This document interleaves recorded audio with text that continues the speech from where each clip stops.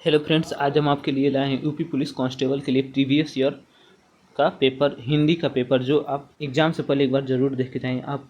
इससे आपको पता चलेगा कि एग्ज़ाम में कैसे पेपर आएंगे, और आपको एक तरह से ये पहले रिवीजन के लिए भी बहुत ही उपयुक्त होगा। चलिए देखते हैं। पहला क्वेश्चन रहा, बाल का स्त्रीलिंग क्या हो जाएगा? तो बाल का स्त्रीलिंग हो जाएगा बाला।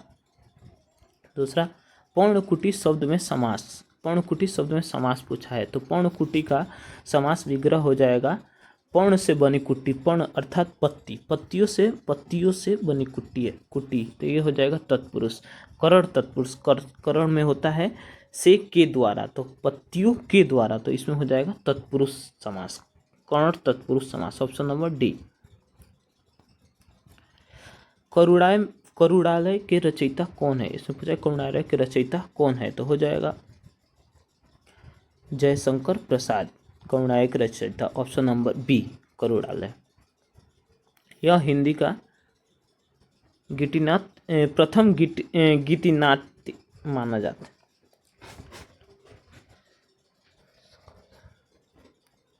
करुणालय के रचयिता कौन है? Option number B, Jaishankar Prasad. किस शब्द का प्रयोग सदैव बहुवचन में होता है? तो ऑप्शन नंबर बी, दर्शन। और भी कई शब्द हैं जिनका हमेशा बहुवचन में प्रयोग होता है, जैसे प्राण, आंसू, हस्ताक्षर, और भी ऐसे बहुत से शब्द हैं जिनका प्रयोग बहुवचन में हमेशा होता है।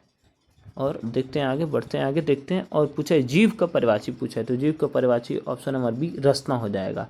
जीव के और भी परिवाची जीवा बोल सकते हैं, और चंचला भी जीव का परिवाची हो जाएगा, चंचला। आगे और क्वेश्चन, जिसका कोई आकार ना हो उसे ऑप्शन नंबर बी, निराकार बोलते हैं, जिसका कोई आकार ना हो। कव्वाली शब्द में कौन सा लिंग है? तो लिंग पहचानने के लिए उसमें मेरा और मेरी लगा के देख सकते हैं। जैसे कव्वाल और अच्छा या अच्छी, कव्वाली अच्छा होता है या अच्छी होती है, तो कव्वाली अच्छी होती है, तो ये स्त्रीलिंग हो जाएगा। महादेवी वर्मा को किस पुस्तक के लिए ज्ञानपीठ पुरस्कार मिला था? तो ऑप्शन नंबर ए, यामा 1982 में इन्हें ज्ञानपीठ पुरस्कार मिला था। उसके बाद से एक कृति के लिए, ये लास्ट में एक कृति के लिए मिला था, उसके बाद एक कृति के लिए मिलना बंद हो गया था। चमक उठी सन 57 में, वो तलवार पुरानी थी, रस के भेद बताना है, तो इसमें वीर रस हो जाएगा। यह सुभद्रा कुमारी चौहान की एक कविता है, झांसी की रानी कविता का ये लाइन है। 5 नंबर को है आपका अम्बुज और अम्बुद का सही शब्द युग्म पूछा है। तो अम्बुद मतलब होता है कमल, और अम्बुद मतलब बादल। द जिसमें आता है वो बादल का हो जाएगा, और ज वाला कमल का हो जाएगा, तो ऑप्शन नंबर डी सही हो जाएगा।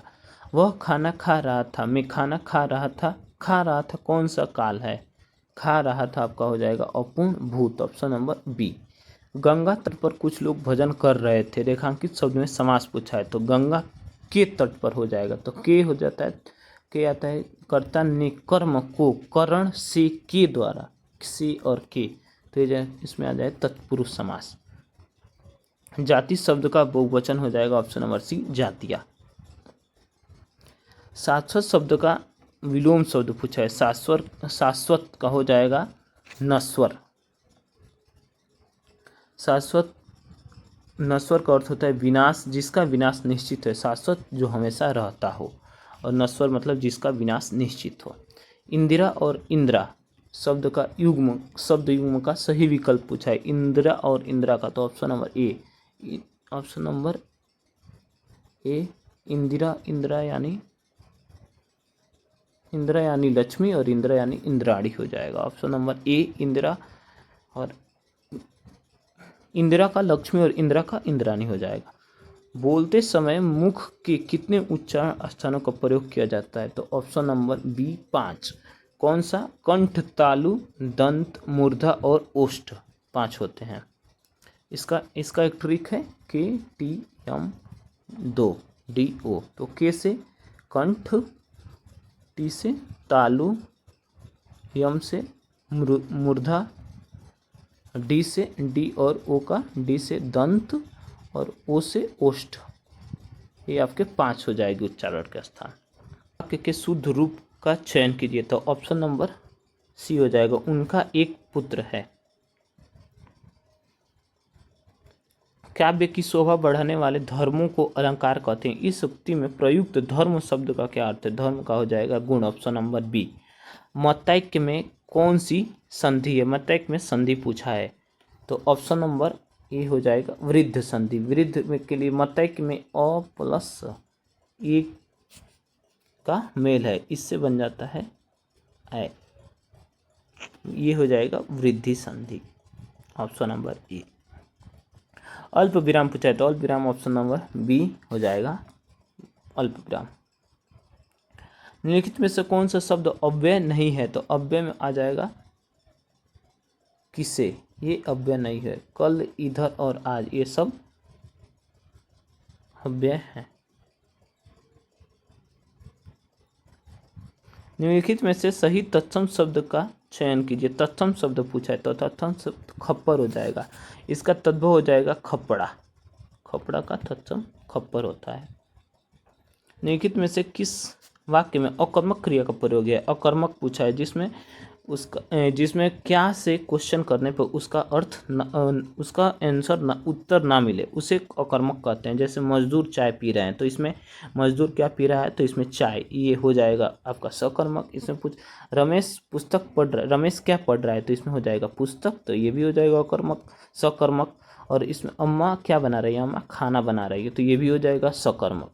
तो अकर्मक बालक बहुत देर से सो रहा है, तो इसमें कुछ नहीं, इसमें क्या से क्वेश्चन करने पे कुछ नहीं मिलेगा। बालक क्या सो रहा है? तो ये कुछ नहीं होगा, तो इसलिए ये अकर्मक हो जाएगा, ऑप्शन नंबर बी। महिला जब भाषण दे रही थी उसकी आवाज़ में एक आकर्षण था। निम्नलिखित में से इस वाक्य में प्रयुक्त आकर्षक शब्द का विलोम नहीं है।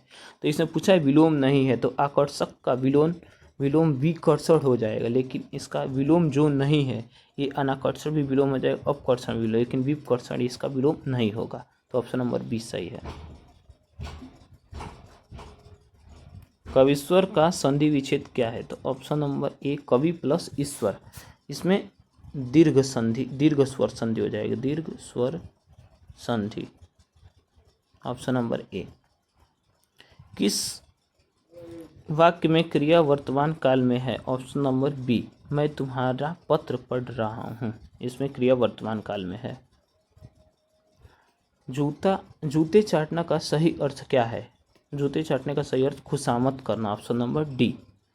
तरंग और तुरंग शब्द युग्म का सही विकल्प पूछा है। तरंग मतलब लहर होता है, और तुरंग मतलब घोड़ा, तो ऑप्शन नंबर ए सही हो जाएगा। आप डूबे तो जग डूबा का अर्थ है मरने के बाद कौन देखने आता है कि क्या हुआ, ऑप्शन नंबर बी। मानव शब्द का विशेषण निम्नलिखित में से क्या बनेगा? मानव का विशेषण पूछा है, तो मानवीय हो जाएगा। पिता कहानी के लेखक पूछा है, हो जाएगा option number D Shekhar Joshi. उसके बाद कौन सा काटना का तत्सम शब्द? ऑप्शन नंबर सी कर्तन का हो जाएगा। कर्तन का तद्भव होता है काटना।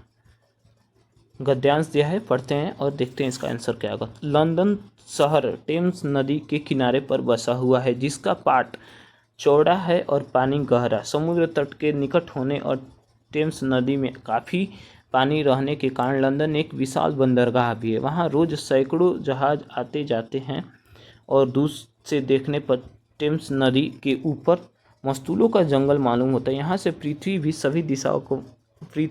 की सभी दिशाओं को माल जाता है और वहाँ से आता है। लंदन तथा इंग्लिस्तान की भोजन सामग्री का बहुत भाग इन्हीं बंदरगाहों पर पहुँचता है। यदि एक सप्ताह के लिए जहाज़ों का आना जाना बंद हो जाए तो इस देश में त्राही मच जाए। इसलिए ब्रिटिश साम्राज्य ने अपनी नाविक शक्ति इतनी प्रबल कर ली है कि उससे दुनिया में कोई भी राज्य शक्ति समुद्री।